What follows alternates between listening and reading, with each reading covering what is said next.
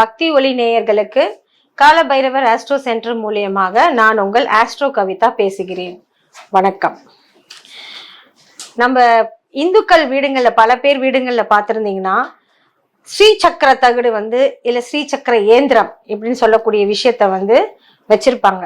இது எதுக்கு வச்சிருக்கீங்க அப்படின்னு நீங்க கேட்டீங்கன்னா பாத்தீங்கன்னா பொதுவாகவே இந்த ஸ்ரீ சக்கரம் என்பது பாத்தீங்கன்னா உங்களுக்கு நெகட்டிவ் வைப்ரேஷனை கம்ப்ளீட்டா ரிமூவ் பண்ணக்கூடிய ஒரு அற்புதமான ஒரு படைப்பு.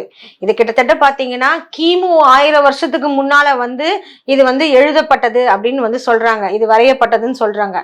இது வரையறதுக்கு பாத்தீங்கன்னா அவ்வளவு ஒரு மேத்தமெட்டிக்கல் கால்குலேஷன், அவ்வளவு ஒரு கணித இதை அதுல புகுத்தி அதை பண்ணா மட்டும்தான் இந்த மாதிரியான ஒரு வடிவமைப்பை ஒருத்தரால செய்ய முடியும்.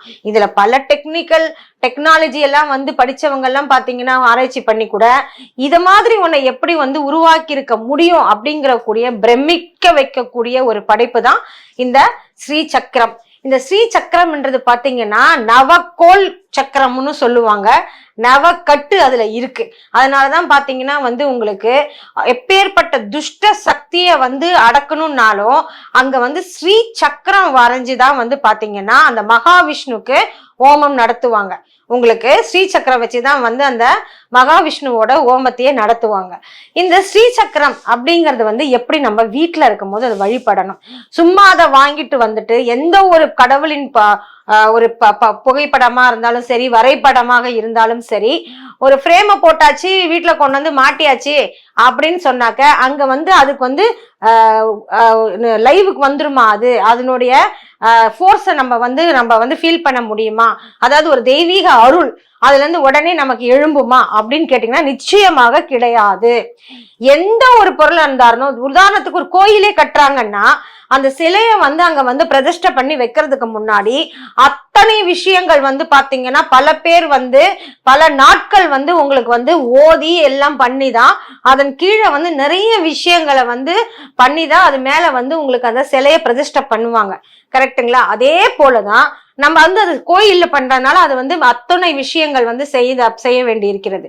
இதையே வீட்டுல நம்ம ஒரு சுவாமி போட்டோக்கோ அல்லது இந்த மாதிரியான இயந்திரங்கள் இதுக்கு உயிர் ஓட்டம் கிடைப்பதற்கு நிச்சயமாக நம்ம விளக்கேற்றி பூ வைத்து ஸ்லோகங்கள் சொல்லி இந்த மாதிரி பல விஷயங்கள் அந்தந்த கடவுளுக்கு இருக்கு. இந்த ஸ்ரீ சக்கரம் என்பது பாத்தீங்கன்னா சாட்சாத் அந்த தேவி அம்மன் அவளே நடுவுல உட்கார்ந்து இருக்கக்கூடிய ஒரு விஷயம்தான். இந்த சுத்தி இருக்கிற இந்த நவக்கோளுக்கு நடுவுல உட்கார்ந்து ஆளும் தன்மை, நவக்கோள்களை ஆள்பவள் அந்த உமையவள் தான் அத அம்மன் அப்படின்னு இதுல சொல்றது. இப்போ இத நீங்க போட்டோவா ஃப்ரேம் போட்டு வீட்டுல மாட்டிருக்கீங்கன்னு வச்சுக்கோங்க. இதுக்கு ஃபர்ஸ்ட் வாங்கிட்டு வந்தோம்னா உயிர் ஓட்டம் கொடுக்கணும். ஃபர்ஸ்ட் அது எப்படி பண்ணலாம் அப்படின்னு கேட்டாக்க, நீங்க தரையில நீங்க உட்காந்துக்கணும். ஒரு ஸ்டூல் மாதிரி, அதாவது மரத்தில் தான் ஆகி இருக்க வேண்டும். இரும்பு, எவர் சில்வர், பிளாஸ்டிக் கூடாது. அதை எடுத்து நீங்க என்ன பண்ணணும்னா இந்த ஸ்ரீ சக்கரத்தை அது மேல வச்சிடணும். இப்ப நம்ம கீழே உட்காந்துருக்கோம்னா நமக்கு இந்த பகுதிக்கு வர அளவுக்கு அந்த ஸ்டூல் இருக்கணும். ரொம்ப தரையாவும் அந்த ஸ்டூல் இருக்கக்கூடாது. அது மேல நம்ம வச்சுட்டு கிழக்கை நோக்கி இருக்கணும், நம்ம நோக்கி இருக்கணும். அப்ப நம்ம மேற்கே உட்கார்ந்து இருக்கணும். இப்போ நீங்க என்ன பண்ணணும்னு கேட்டீங்கன்னா, வாசனை உள்ள பூக்கள்ல தாழம்பூ மிகவும் சிறந்தது. அப்படி இல்லை எனக்கு தாழம்பூ இல்லைன்னா குண்டு மல்லி, இந்த 2 பூக்கள் தான். இது நீங்க எடுத்துக்கணும். அடுத்தது குங்குமம் எடுத்துக்கணும். இப்போ என்ன பண்றீங்கன்னு கேட்டீங்கன்னா, இப்ப நம்ம வீட்டுல பெண்கள் குங்குமம் யூஸ் பண்றாங்க இல்லைங்களா? அந்த குங்குமமாவே இத ஆகாதனம் பண்ணதுக்கு அப்புறமா அதை நம்ம எடுத்து யூஸ் பண்ணிக்கலாம். இப்ப இந்த குங்குமத்தை எடுத்துட்டு நீங்க என்ன பண்றீங்கன்னா, இதுக்குன்னு சில ஸ்லோகங்கள் இருக்கு. ஐயா எனக்கு எந்த ஸ்லோகமுமே தெரியாது, அப்ப நான் என்ன பண்ணணும்? ஒன்னும் பிரச்சனையே இல்லை.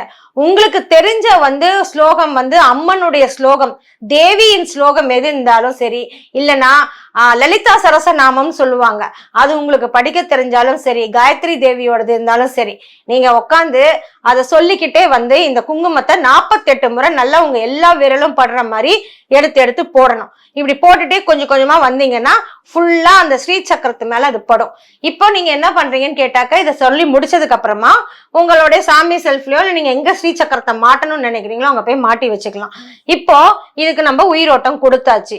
இதுக்கப்புறமா இந்த குங்குமத்தை வீட்டுல இருக்கக்கூடிய பெண்கள் எதுக்கு நீங்க பூஜைக்கு குங்குமம் வைக்கிறீங்க இல்லையா, பூஜை பண்ணிட்டு அந்த இதுக்கு யூஸ் பண்ணிக்கலாம் இந்த குங்குமத்தை திருப்பி. இப்போ இந்த ஒரு தடவை நம்ம பண்ணியாச்சுன்னா இதுக்கப்புறம் திருப்பி பண்ணவே வேண்டாமா அப்படின்ற ஒரு கேள்வி வரலாம். எங்களை பொறுத்த வரையில் வீட்டில் ஏதாவது துர்மரணங்கள் இந்த மாதிரி ஏற்பட்டுருச்சுன்னா அந்த ஸ்ரீ சக்கரத்தை திருப்பி நம்ம புனிதப்படுத்தணும். அதை எப்படி புனிதப்படுத்தணும் என்பது நாம பாத்தீங்கன்னா, ஒண்ணு நீங்க இந்த ஸ்ரீ சக்கரத்தை பசும் பாலில் முங்குன மாதிரி 3 நாட்கள் பால் மாத்தி மாத்தி முங்க வச்சுட்டு அதுக்கப்புறம் திருப்பி இதே மாதிரி இதுக்கான நான் சொன்ன மெத்தட்ல இதுக்கு பூஜைகள்லாம் செஞ்சுட்டு திருப்பி மாட்டலாம். இது துர்மரணங்கள் ஏற்பட்டா, நல்லா வாழ்ந்து வயதாகி அவங்க அந்த வீட்டுல இறக்குறாங்கன்னா அதுக்கும் இந்த ஸ்ரீ சக்கரம் மாத்துறதுக்கும் எந்த சம்பந்தமும் கிடையாது. நன்றி, வணக்கம்.